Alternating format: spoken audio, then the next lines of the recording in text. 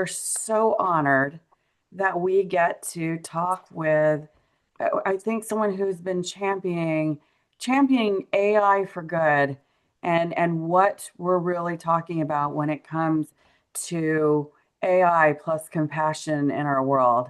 So Stephen Ibaraki is here with us today.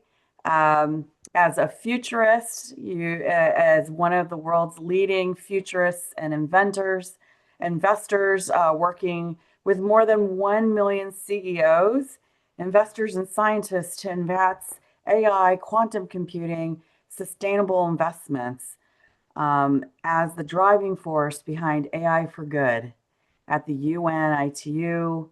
Stephen, your leadership impacts industries, governments, and startups globally.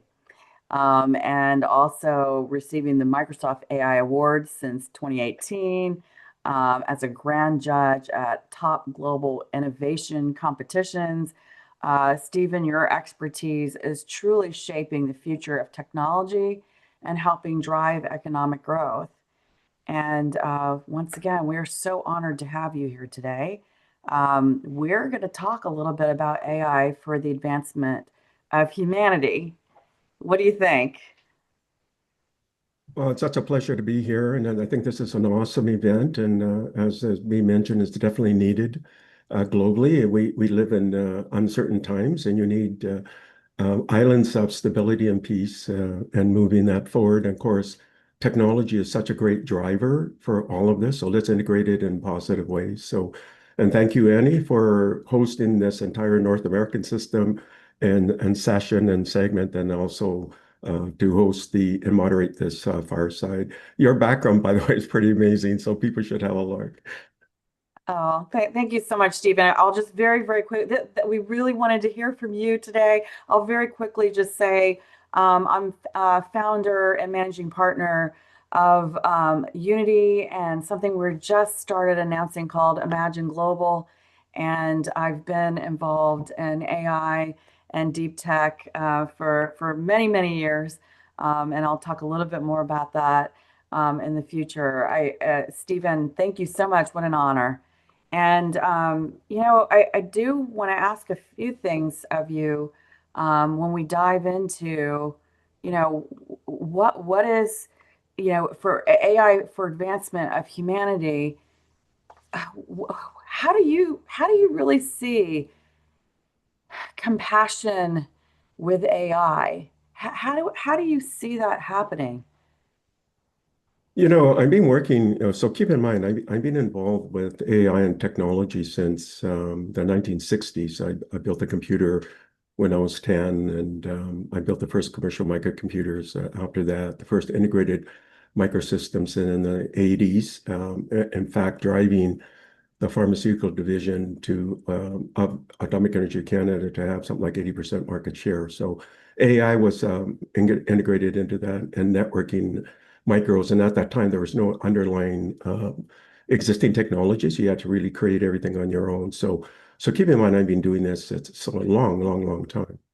But in that process, I also realized that technology itself can be enabler for compassion. It can be enabler for enabling equity and ensuring that people who don't have the means can have access and things like that. So you're seeing that now, right? So, for example, you have feature phones, which have now become smartphones in Africa and all parts of Asia and India and things like that, where that kind of integration wasn't possible, and AI is embedded into it. Which means smarter access to health care, smarter access to finance, smarter access to, if you're a smallhold farmer, to be able to kind of integrate with what's happening from being able to produce better produce and things like that. So, or even with the World Food Program, they've got blockchain technologies, which allows, again, distributed finance, but also the enablement of people to get services and things like that. And in areas where, there isn't as much capability, but AI, and also the underlying technology revolution is enabling that compassion and that empathy and the service to those who are underserved. globally. But keep in mind, underserved also occurs in America and Canada and Europe and so on. So it's not just in other parts of the world. And how do you reach those communities? And for example, there's a CEO Leadership Alliance. I'm part of that program out of Orange County. They've scaled that to the National Talent Collaborative, but they decided, and I was part of the initial formation of deciding to use AI and enabling AI from K to 12 to college to universities, include and ensuring that those are underserved get employment in these areas and things like that. And that program that's starting in California, as I mentioned, is now scaled to the National Talent Collaborative with 37 leadership groups. So what is that? That's an outreach to technology and compassion and ensuring that the underserved get access and are part of this revolution that can benefit so many in the world today. So, and that was why back in 2016, I brought the idea forward to the ITU, a UN agency. I chose them because they've been in existence for 165 years, so predating the UN. They have this trusted relationship with 193 governments which support them. They have also relationships with about 9,000 corporations and research and development groups and things like that. And they also have relationships with other UN agencies, basically all the other UN agencies. So it was the sort of the perfect choice because they already had that long-serving mandate to serve humanity, to serve the entire global ecosystem. So beyond humanity, but with compassion and with empathy and to ensure access. And so that's why when I had the idea of this kind of AI for social good, I brought it to the ITU first. And of course, they embraced it. And it was a long road, though. I mean, we are the largest sustainable solutions AI program in the world today. Our audience reaches over 3 billion. There's like 100 Wow, programs. They're all open. Anybody can participate. It's free. In other words, just look up ITU and then AI for Good. And they have all sorts of platforms. You can just join them, like the neural network platform. And so because it's UN and because they operate like a nonprofit, all of their programs, even their summit, you don't have to pay for it. You can just attend virtually or you can attend in person. And so we have a global summit. And again, it's the biggest sustainable AI solutions summit, but they have all sorts of programs as well. For example, they have something called Partners to Connect, which is to connect everybody to the internet. And they already have 50 billion committed to that, or it's a 50 billion kind of dollars if you were to kind of equate it in dollars in terms of services and commitments and things like that. And I know that's that, amazing. yeah, and they have another one called it's sort of like an open program to connect all schools. Again, so what is that? That's enabling technology and AI, things like that. So they have real programs. They have an innovation factory. I noticed in the prior segments, some of them are talking about startups and things like that. Well, they have an innovation factory. It's free. You can apply to join, and then and they have these regular periodic contests, and you get spotlighted in those contests, and the winners go to the grand finale, and then they get this enormous spotlighting on a global stage. And I've judged for years in that program. And again, because it's UN, it's open, it's free. There's no fees and things like that. So isn't that a key part of compassion is accessibility, right? So anybody can access. I mean, I could go on and on because I have so many, I have 6 decades of doing this. So and a lot of it's pro bono. So pro bono meaning I volunteer, I donate my time, things like that. So it's not I just got into this 5 or 10 years ago. I've been doing this since I was a kid, right? And Well, Stephen, that's part of what I wanted to ask you. What was the driving force for you where you said, wait a minute, I want to get involved in this? And then I do want to bring up a couple of stats, that we've been talking a little bit about globally, if I may.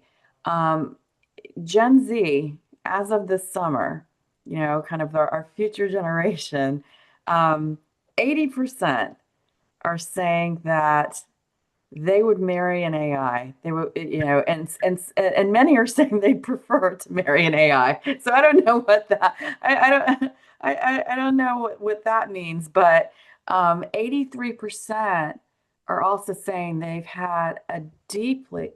established or had a deep emotional connection to an AI.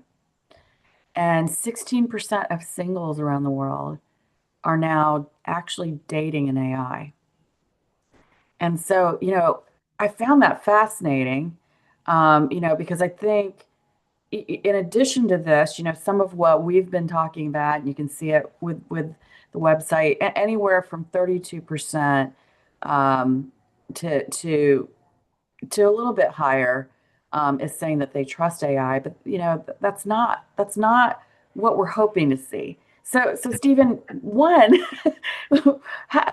what made you, what was that driving force for you to get involved and say, wait a minute, we have to make sure that we are compassionate and that we're driving, these important tools for more people that are underrepresented. And then I'd love to just get your your perspective on, is this a future that we want if not enough people are trusting AI, yet the younger generation already saying they'd rather marry an AI. You So know, we'd love to just hear from you. well, you have two parts of the question. You have the part of the question about AI and what does it mean for the future, and the fact that Gen Z and then the Alpha generation, which is those born post 2012, they will also no doubt embrace it as well, right? Because they're definitely AI natives more than just digital natives, which is really the called the hallmark of Gen Z and Gen Y before that, right? So. But let's go back to your base question. What drove me to this? And it was family and societal. So my family came over well over 100 years ago in Canada, and we built businesses and things like that. And then the government came in, just like 1930, 1940, and they took all of our assets away basically, and they locked us up in internment camps, right? And during that period, though, my grandparents and my parents said, don't, don't think in a positive way. Think, be grateful for the country you're in and live a life where you can serve the needs of the country and the world and for the betterment. So when my aunts, for example, were released from the prison camp, the internment camp, they became nuns. One of my uncles became a lawyer so that he could serve the needs of the greater community. He was actually going to be a priest, but he decided to become a lawyer because he could be more transactional in terms of helping others. So keep in mind that I grew up in that environment, and because when my family then were released, we had no means, but any means they had, they spent on things like encyclopedias. So that's why I had access when I was 2 and 3 to all these different encyclopedias, and that gave me a really broad perspective of. There was one called Lands and People, so I got a really good perspective of different cultures and respecting them. There was one about fables, so I got a sort of a culture perspective of fables and what drives culturally. Some of the sort of what we consider to be, like ancestral memory, let's say, and they're really encompassed into fables. There's one on science, and there were atlases. There's actually 12 different kind of volumes in there. And then that drove my curiosity, and that's why I built a computer when I was 10. But when building that computer, the idea was, could it be in the service of something better? And that's why when I worked on building the first microcomputers, could that be in the service of something better? And so everything that I've done has always been in terms of the service of the greater good, right? And my parents and my grandparents, my aunts and uncles infused in me that even when I was 10 or 8, 5, or in my teens and 20s and so on, devote a significant amount of time in volunteering, right? What we call pro bono work, right? So I would say even when I was young, 50, 75% was pro bono. And then I would say in many respects from when I left teaching, because I went to the teaching and give back, when I decided to retire from teaching in 2005, since then, virtually 100% in many respects is pro bono, though I have other commercial sides to what I do, but really a lot of it is so, for example, the AI for Good was all pro bono. I cover my own travel, things like that. You know what I mean? So, and I met every week with them every week, and I went on the road to sell it. So I would say the foundation is sort of like the societal dynamics that happened post World War II. And then that drove a dynamic of care, respect, understanding the other, and ensuring that you always look at the needs of the other. Now, let's look to the present time in AI. Now, keep in mind that even when I was in my 3 and 4 and 5, I was thinking about the future. And when I built that computer with AI and at 10, I was thinking that this was going to dominate. But I was thinking it was going to dominate in 50 years or 60 years, not 100 years from now. And then in the 70s, when I started working on the first commercial microcomputers, then it was like 60 years out. And then in the 80s, when I worked on the first integrated micro network systems with a medical database and AI embedded into it, I was thinking like 50 years out. So you'll see. So I was really thinking about this time being this convergence of all of these, almost like magical technologies, but clearly with a path for good, but there's also a path that's not so good. So how do we ensure that the path for good kind of overcomes the path that's not so good, right? And you do that through events like this. You do that through the work you're doing, Annie. You do that through the work of all the speakers that have come together and the hosts that have come together and the moderators and the organizers. Because there's these forces, so you got to make sure that these forces for good are going to ultimately dominate, right? And there's a study that came out of Harvard that 3.5% of any community can create systemic change, right? 3.5%, right? So, Yeah. and that could be I can do 3.5%. that. Yeah, it could be 3.5% in a classroom. It could be in a county. It could be in a city. It could be in a country. 3.5%. So that's doable, right? So this movement is 3.5% to drive for social good. Now, you get to the question of Gen Z or Alpha generation. I get Gen Z is, let's say, 1997 post, right? Born. And then Alpha would be 2012. And that AI, maybe it has subjective experience. So now there's a controversy here, right? Some Mhm. people, there is I had a good discussion. In fact, I formally interviewed Jeff Hinton, who won the Nobel Prize last year, right? Jeff Mhm. Hinton is considered the godfather, the grandparent, basically, of all. I shouldn't use the word father, but grandparent of Yeah. AI. And you can No, he's trace, amazing. Yeah. yeah. And he won the Turing Award in 2018, and I'm part of the ACM, which is our Nobel Prize in Computed Science. And he's saying these things have subjective experience, right? Which means there's more to them and the capabilities are going to be more than we think, right? So, and then you have Jan LeCun and others who think it's way off and we're not going to be there. But I would say now the majority of researchers think that at least in the next 50 years, it's going to be at least equivalent, right? And I would say a Absolutely. significant number even think it's less than that. It's going to be in the next 10 years, let's say, or 15 years.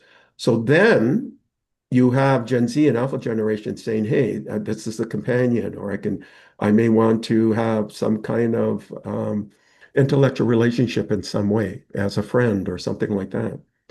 Then you've got to think, can these be another form of intelligence? And it's subjective experience is really another word for saying they can be human-like. They're not human, but they can be human-like in many respects, right? They can have emotion, or they can have a sense of subjective experience, right?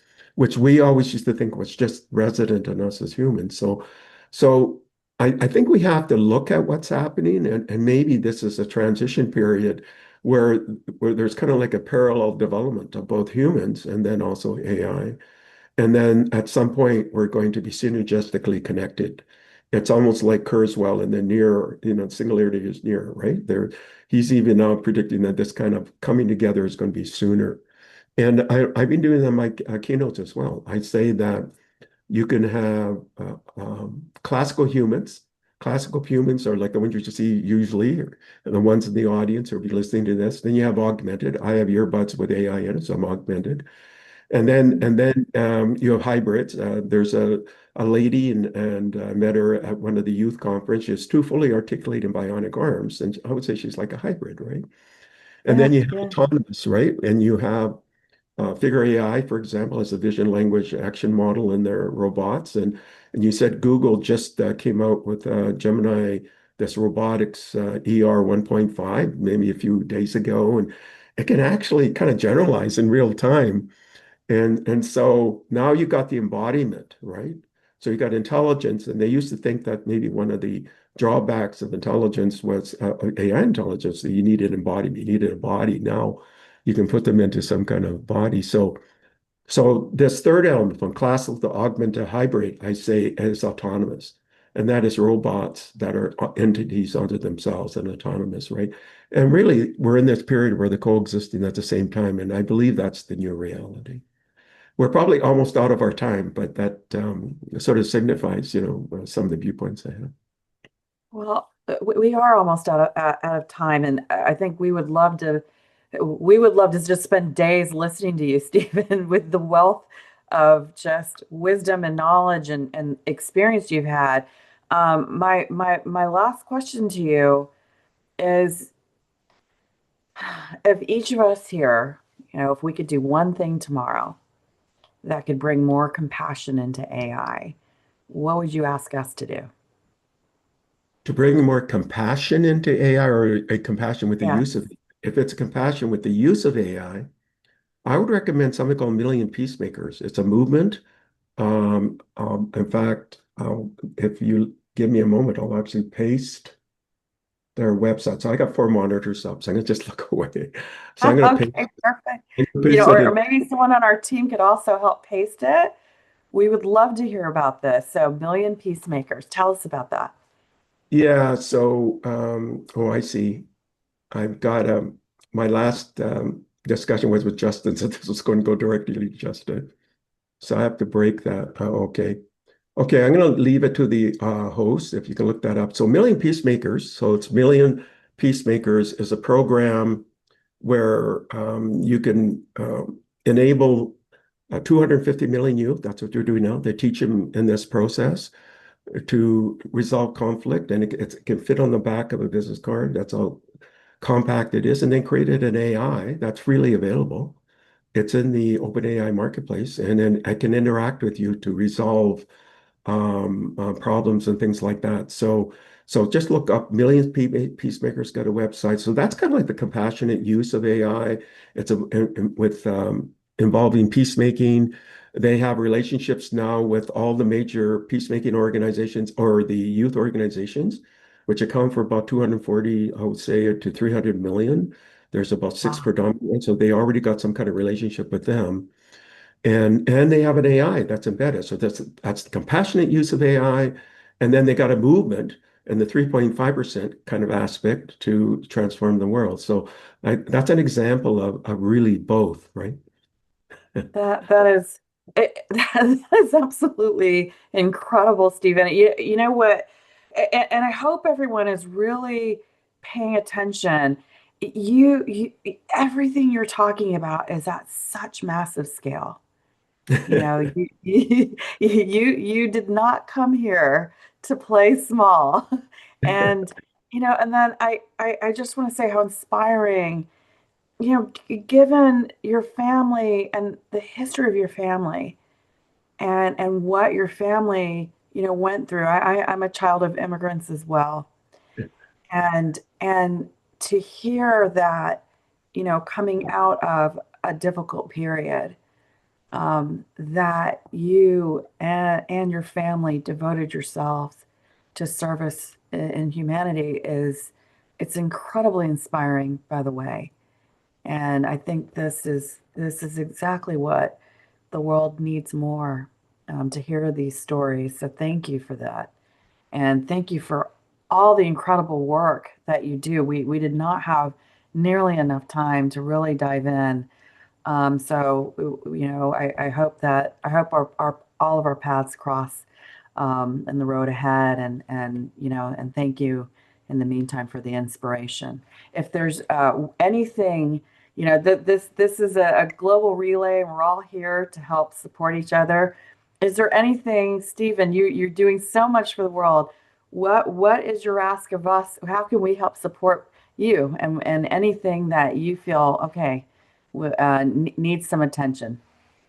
I would say for everybody that's in the audience, think about how you could be of service to every person you meet and think, when I leave that conversation, have I added value to their mission? But that mission ultimately to have some positive effect on the world or on their lives.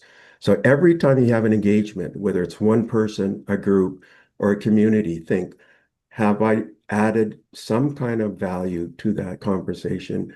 have I provided some resources that can help advance them and for to do some positive aspect to the world? And if everybody did that, then we'll hit 3.5% and more, right? So Oh my goodness, Stephen. Thank you so much. Um, our goal, 3.5%. All right, 3.5%. That's doable. Thank you so much, Stephen. Ibaraki. okay, Um, thank you, Annie, and thank you for the marvelous work you're doing as well. So I'm going to appreciate sign off. So take care. Take care.